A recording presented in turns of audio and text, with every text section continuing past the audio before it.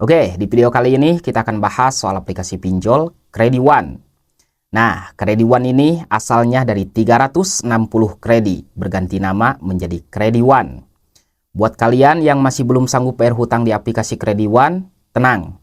Kamu nggak usah takut, jangan panik, jangan pusing, jangan stres. Tenang aja bro, semuanya akan baik-baik saja. Jalani hidup seperti biasa, kembali hidup normal. Fokus usaha, ibadah, dan berdoa. Saya yakin suatu saat nanti kamu pasti bisa melunasi hutang-hutang kamu. Amin.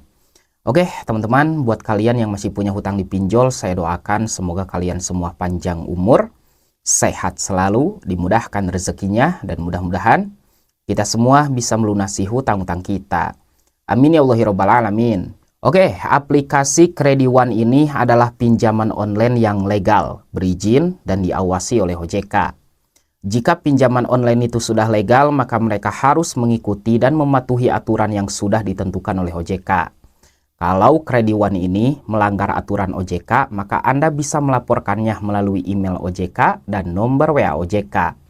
Jika ada pinjol legal yang terbukti meneror dan mengancam Anda di sosial media seperti Facebook, Instagram, WA, dan lain-lain, maka simpanlah bukti itu sebaik mungkin, screenshot lalu kirim ke OJK. Nah, buat kalian yang galbay di pinjol, siap-siap. Handphone kita pasti akan rame. Banyak yang nge-WA, banyak yang nelpon dari debt collector pinjol.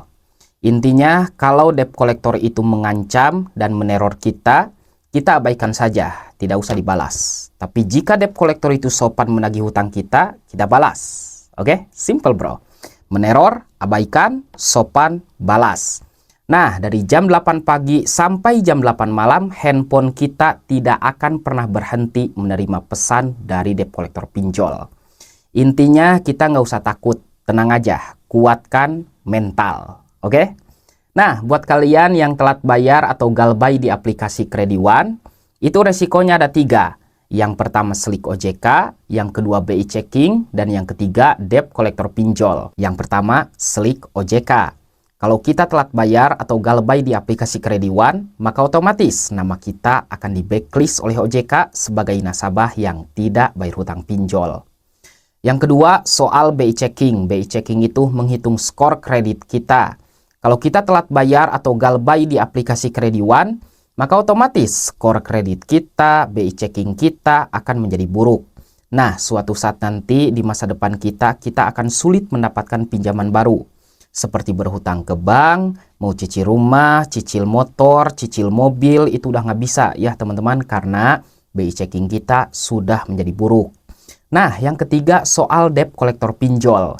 Banyak sekali orang yang bertanya, Bang, Kredi1 ada debt collector gak bang? Nah, sepengalaman saya juga sama sih, galbay di Kredi1.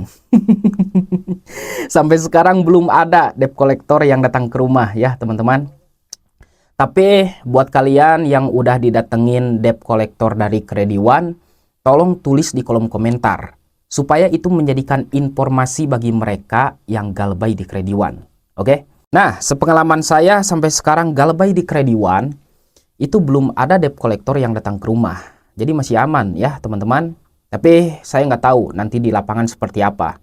Intinya mau ada atau enggak ya kita hadapi saja. Oke? Nggak usah takut.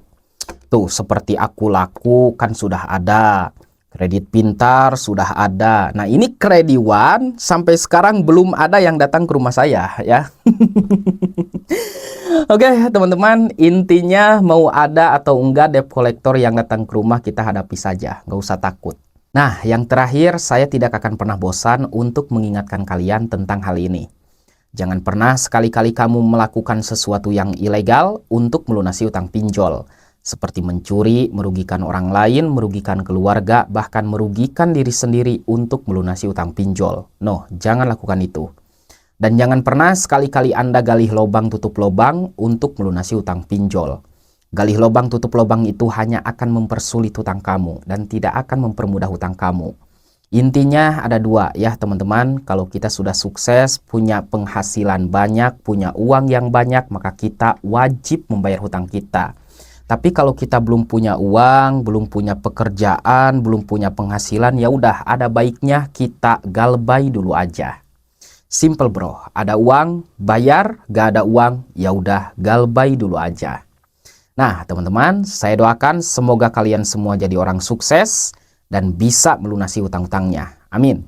Sampai jumpa lagi di video selanjutnya. Assalamualaikum warahmatullahi wabarakatuh.